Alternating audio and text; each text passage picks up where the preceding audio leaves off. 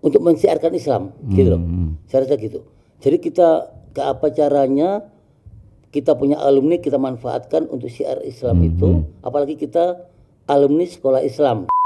Terutama kepedulian mereka terhadap kegiatan kita setiap tahun mestinya. Jadi beberapa alumni memang ada beberapa yang memang menyarankan kita harus tetap adakan ini. Karena ini silaturahmi kita. Donatur ini mendapat amanah dari panitia untuk dikasihkan tetangga atau saudara atau siapa yang nggak mampu di sekitar rumahnya dia. Di sini bisa menarik saudara atau tetangga atau teman, akhirnya banyak yang ikut ke tempat kita. Ini tidak hanya gugur kewajiban Idul Kurban saja di tempatnya, tapi juga merawat kebersamaan silaturahim di kalangan alumni.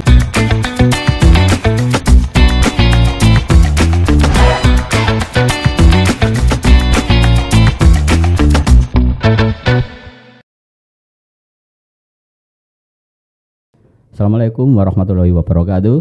Halo semuanya, jumpa lagi dengan saya Wiwit di podcast Harian Surya Tribun Jatim Network, Cakap Sana, Cakap Sini. Saya kedatangan beberapa tamu. Nah, ini kita akan membahas tentang bagaimana mengelola Idul Adha. Jadi berkurban seperti apa?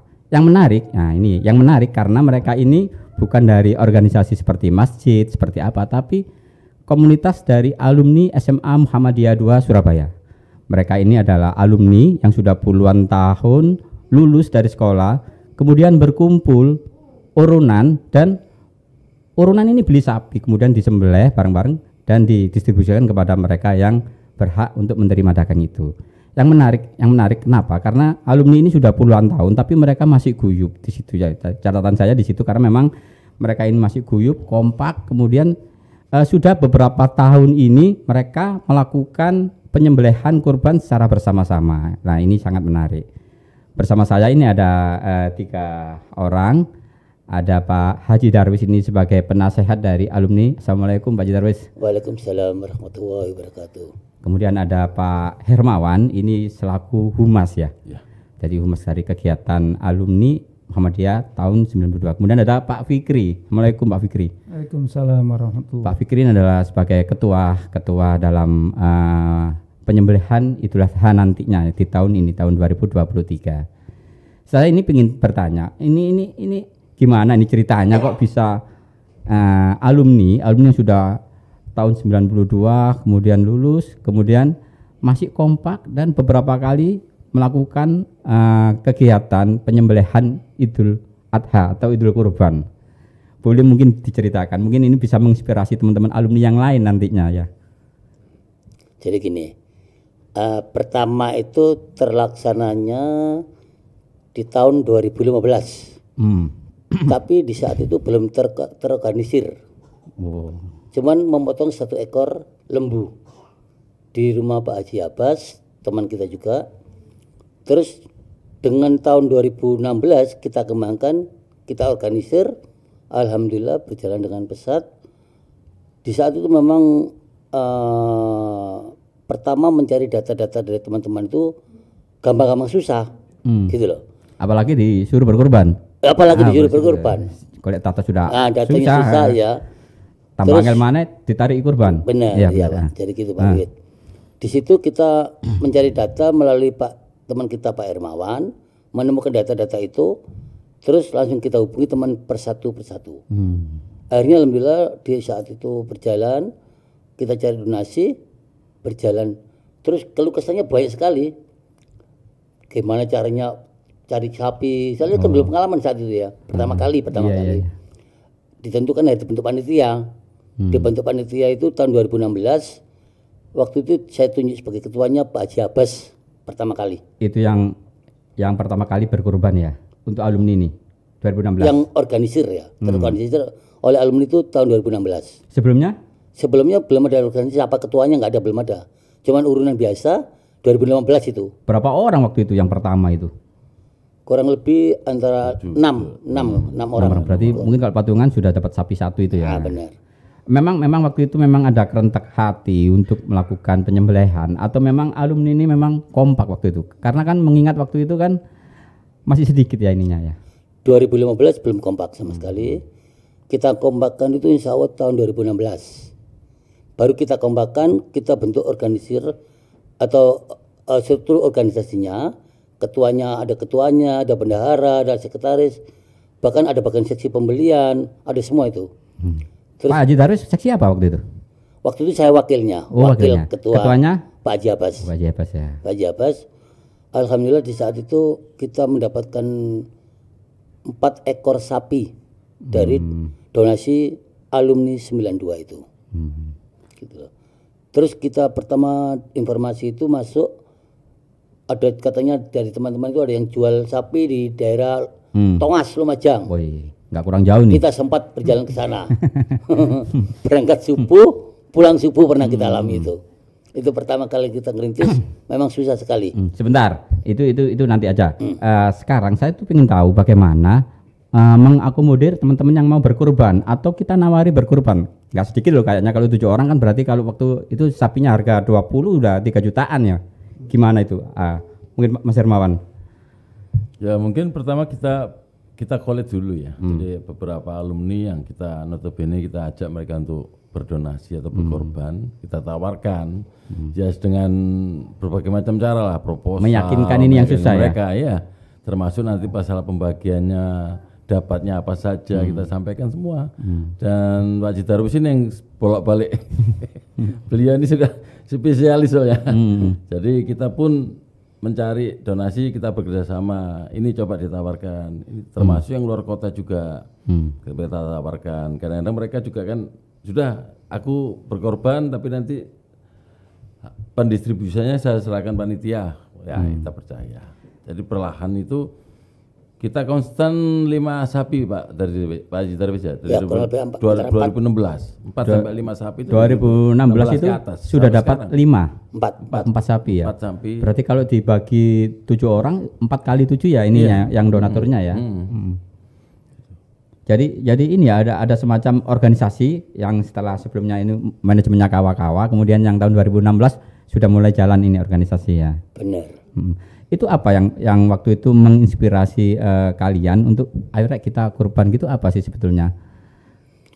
Menginspirasinya soalnya gini, ini kan kegiatan amal ma'ruf nahi mungkar ya. Untuk mensiarkan Islam gitu loh. Saya rasa gitu.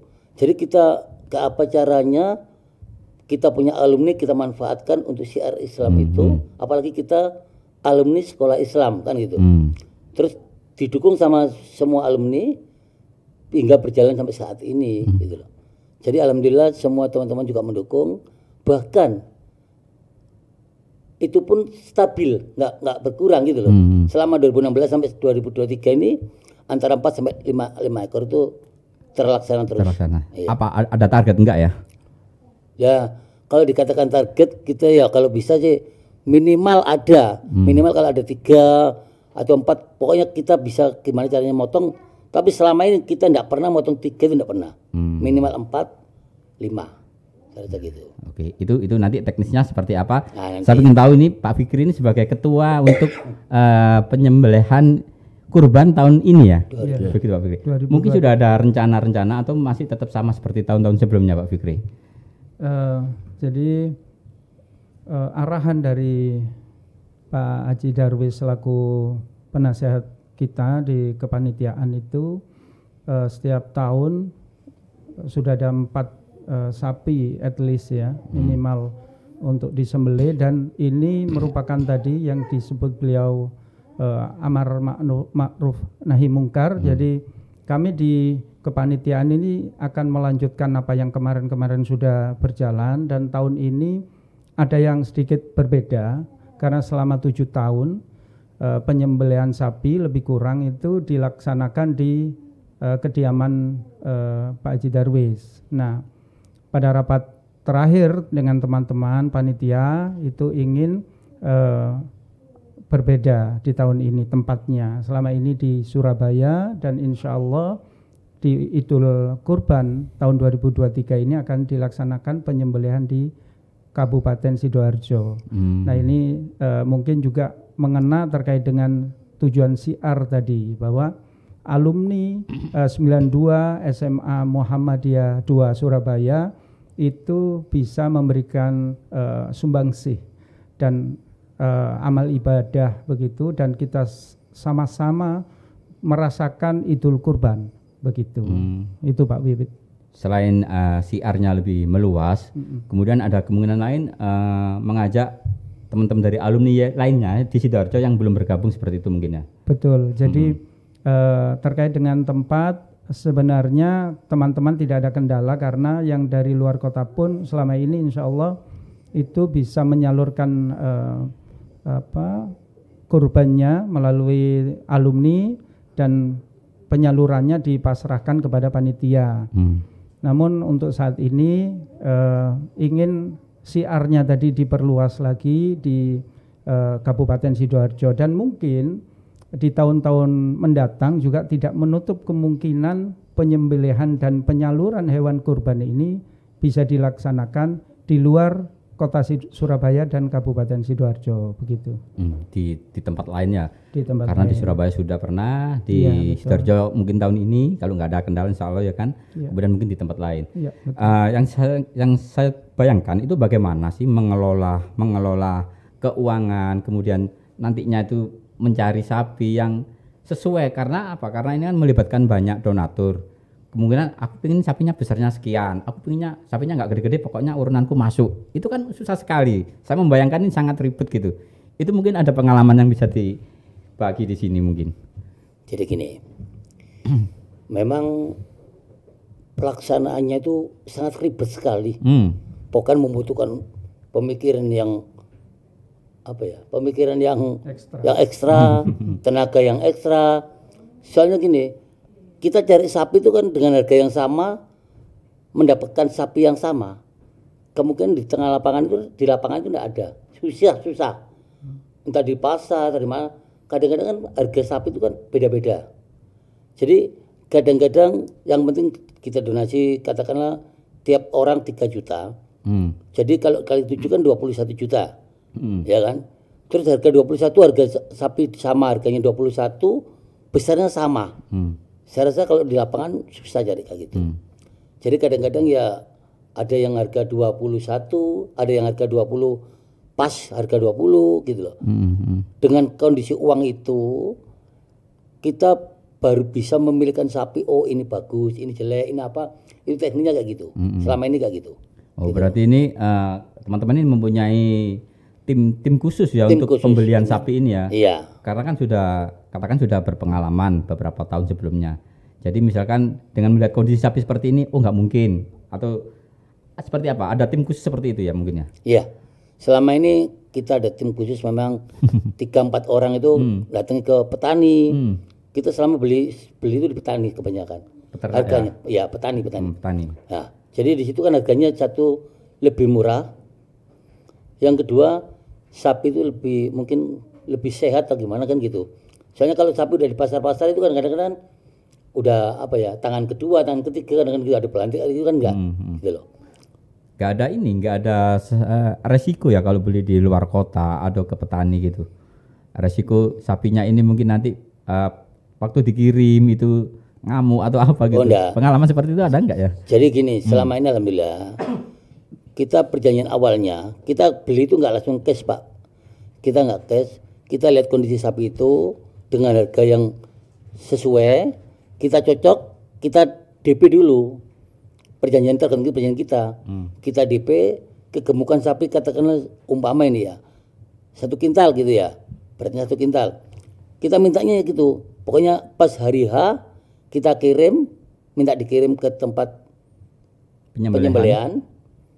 Nah, kondisi sapi itu nggak boleh kurus, harus tetap utuh itu, baru pelunasan di rumah. Pakai timbangan atau main perkiraan aja? Enggak, perkiraan aja. Perkiraan aja. Ya. Karena kalau pakai timbangan mungkin lebih akurat, tapi ya nggak mungkin ya kan. Ya. Kemudian memanage ketika ini yang harus beli sapi, kemudian ini orang-orang kepanitiaan yang bertugas melakukan penyembelihan, bagian ngirisin tulang, daging, kemudian sampai pendistribusian itu seperti apa? Mungkin Pak Fikri ya mungkin sudah punya rencana seperti apa nantinya? Ya, baik. Jadi seperti tahun-tahun sebelumnya juga ada petugas yang bertugas untuk menyembelih, lalu flow-nya yang sudah kita atur dari tahun ke tahun itu nanti akan ada bagian tertentu sampai dengan packing dan juga terkait dengan penyaluran. Nah, penyaluran ini yang pertama itu dari mukharib itu seringkali memang hadir di tempat penyembelihan. Jadi sembari juga menyaksikan penyembelihan hewan kurbannya, itu juga yang kedua bisa mengambil haknya sebagai mukharib. Lalu pendistribusian kepada orang-orang yang lain itu kadangkala juga sudah panitia menetapkan siapa saja yang memperoleh dan juga ditambah dengan panitia yang sudah punya mapping terkait dengan orang-orang yang bisa menerima itu begitu. Jadi simpel kata itu dari panitia itu akan diberikan tugas untuk bisa menyalurkan masing-masing panitia ini di lingkungan masing-masing. Ini juga kembali kepada siar tadi. Jadi panitia jika jumlahnya contoh 10 orang saja, dengan 10 orang itu membawa, satu orang membawa 15 pack atau 15 bungkus, bisa bermanfaat bagi 15 orang setidaknya di lingkungannya begitu. Nah, inilah hakikat dari tujuan siar kita itu begitu. Jadi tidak hanya di lingkungan tempat penyembelihan saja, tetapi juga ke daerah-daerah lain begitu Pak Wiwit. Kalau pengalaman selama ini itu sampai berapa pak itu dapatnya dari kurban ini? Atau tidak bisa dipastikan berapa pak gitu atau gimana? Terus apakah semua alumni ini dapat kiriman daging itu atau orang-orang tertentu saja yang sudah memang datanya sudah ada di panitia? Jadi gini, selama ini pihak panitia itu udah mendata mana alumni-alumni yang layak untuk kita kasih, yang berhak menerima, itu kita data. Terus mana yang kira-kira bukan alumni atau mungkin keluarga keluarga alumni yang berhak menerima, kadang-kadang gitu. Terus dari pihak alumni kita minta ada pengajuan umpama dari panti asuhan ya, mengajukan dari pihak alumni. Oh, tempat saya ada panti asuhan membutuhkan. Dapat juga ya. Kita kasih. Jadi kita list semua. Kadang-kadang dari list itu kita pelajari mana yang berhak menerima. Enggak semua panti asuhan kita terima enggak. Oh, ini udah pernah, enggak usah gantian. Jadi biar merata, alumni itu sama-sama pernah merasakan ngasih panti asuhannya di tempat tinggal alumni itu. Di sekitar tempat tinggalnya ya. Pengalaman rekor dapat berapa hewan ternak waktu Idul Adha ini? Paling banyak pernah dapat berapa hewan ternak? Paling banyak 5 ekor. Oh, 5 ekor. 5 ekor. 5 ekor sudah dikalikan 20 udah 100-an lebih ya itu ya. Juta lebih. Terus kemudian ini yang juga tak kalah penting selain syiar Islam dengan adanya penyembelihan di momen Idul Adha. Apakah ini juga menjadi sebuah kayak reuni kecil-kecilan atau merawat alumni ini supaya tetap kompak, tetap solid gitu ya? Ya, terutama kepedulian mereka terhadap kegiatan kita setiap tahun mestinya. Jadi beberapa alumni memang ada beberapa yang memang menyarankan kita harus tetap adakan ini. Karena ini silaturahmi kita setiap tahun seperti ini. Makanya metode-metode yang disampaikan teman-teman ada yang sistem arisan, sistem urunan atau menabung mereka. Jadi udah jalan ya menabung ini ya? Sudah jalan mulai tahun 2023 Pak Haji ya. Iya. 2023 ini sudah mulai beberapa teman-teman sudah mulai menabung. Menitipkan lah ke panitia, nanti tinggal pelunasan atau bagaimana mekanismenya. Tapi kita tidak kemungkinan untuk menerima dari luar juga, ya kan Pak Fikri ya. Menerima dari luar, dari teman-teman, dari saudara, tetangga yang ingin bergabung dengan kami untuk mendonasi di korban ini ya kita terima. Tahun ini berapa yang diplot berapa tabungan dari untuk korban ini patungannya? Insya Allah 3 juta, masih dapat 3 juta. 3 juta. Ya. Jadi uniknya di sini Pak Wiwit, uniknya di sini tuh dengan antusias alumni yang semakin semakin kerjanya semakin kompak. Terus alhamdulillah di sini tuh pembagiannya pun beda dengan mungkin insya Allah di tempat lain ya. Dari tempat lain atau mungkin tempat lain. Soalnya di sini rata-rata donatur atau donasi itu mendapatkan 3 kilo plus hati plus 15 bungkus. Untuk dibagikan untuk saudara. Jadi donatur ini mendapat amanah dari panitia untuk dikasihkan tetangga atau saudara atau siapa yang nggak mampu di sekitar rumahnya dia. Di sini bisa menarik saudara atau tetangga atau teman, akhirnya banyak yang ikut ke tempat kita. Gitu loh. Gitu ya. Iya. Dapat simpati juga dari simpati situ dari ya. iya. Karena memang benar-benar disalurkan ke mereka, tetangga-tetangga itu juga kayaknya ya. Iya. Jadi dari pihak keluarga itu contoh kecil aja, kadang mertuanya, aku ikut di tempat alumni Muay, bisa dapat 15. Jadi sekarang itu berjalannya itu bukan alumni aja yang donasi itu, orang luar pun bisa masuk donasi ke tempat kita dengan sistem itu gitu loh. Sampai berapa persen itu kalau orang luar boleh tahu? Insya Allah sekitar 20%-an, kurang lebih. Itu kurang lebih 20%. Udah luar biasa ya, karena orang luar yang nggak tahu apa-apa, nggak kenal gitu bisa mereka masuk. Lebih malah peduli ke tempat kita gitu. Gitu ya. Lalu sekarang untuk yang periode nanti, Idul Adha nanti, itu sejauh mana persiapannya? Sejauh mana mungkin kepanitiaannya sudah terbentukkah atau sudah ancang-ancang nanti ada 7 sapi misalkan gitu targetnya? Ya.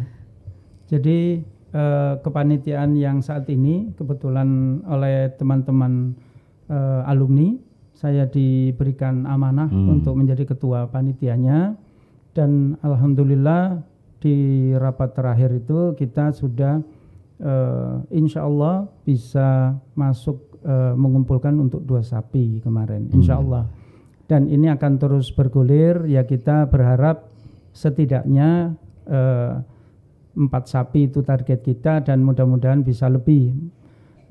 Juga begini Pak Bibit, teman-teman alumni ini merasakan bahwa merawat kebersamaan itu ada yang namanya bakti sosial, ada agenda kegiatan yang namanya halal bihalal begitu.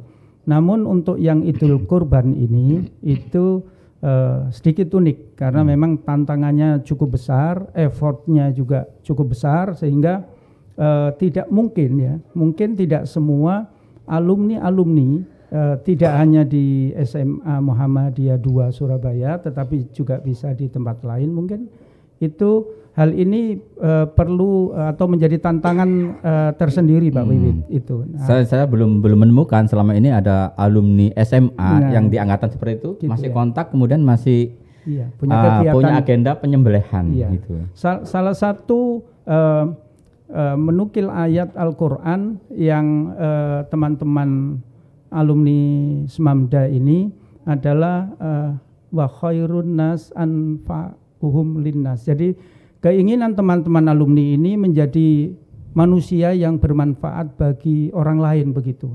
Tidak hanya bagi diri sendiri, punya rezeki lebih, seumpama ini tidak hanya gugur kewajiban Idul Kurban saja di tempatnya, tapi juga merawat kebersamaan silaturahim di kalangan alumni. Ini yang menjadi tantangan Pak Bibit gitu. Wah, ini tentunya ini juga menjadi agenda besar ya, ini menjadi agenda besar teman-teman alumni Semamda angkatan 92 ini khususnya. Mungkin ada pesan yang ingin disampaikan dari teman-teman alumni ini kepada alumni yang lainnya mumpung ada di sini. Atau kakak nanti mau nyumbang atau gimana kemana gitu ya? Betul. Jadi terima kasih. Jadi ini betul sekali Pak Wiwit. Kami dari alumni 92 Semamda Surabaya juga ingin kegiatan-kegiatan kami ini bisa menjadi contoh juga ya. Bisa menjadi motivasi bagi adik kelas kami, juga mungkin kakak kelas kami begitu. Dan juga ini kita sampaikan kepada alma mater kami di SMA Muhammadiyah 2 bahwa alumni 92 itu mempunyai beberapa kegiatan. Dan mudah-mudahan dengan adanya informasi dari alumni 92 kepada alma mater kami, ini juga bisa memompa spirit kebersamaan untuk merawat ukhuwah Islamiyah tadi, begitu. Jadi betul sekali bahwa harapan kami yang pertama ini bermanfaat bagi orang lain, Pak Wiwit, selain juga menjadi kewajiban kita selaku orang Muslim, juga bisa menjadi contoh tadi, mungkin itu Pak Wiwit. Saya kira ini memang sangat menarik bagi kita yang melakukannya atau nanti sebagai inspirasi bagi teman-teman yang lainnya ya. Tadi seperti disebut Bapak Fikri, adik-adik kelas ya, mungkin seperti inilah keguyuban dari teman-teman alumni angkatan 92. Nah, Tribuner dan pembaca Harian Surya, mungkin sampai di sini dulu podcast saya dengan teman-teman dari alumni SMA Muhammadiyah 2 Surabaya angkatan 92.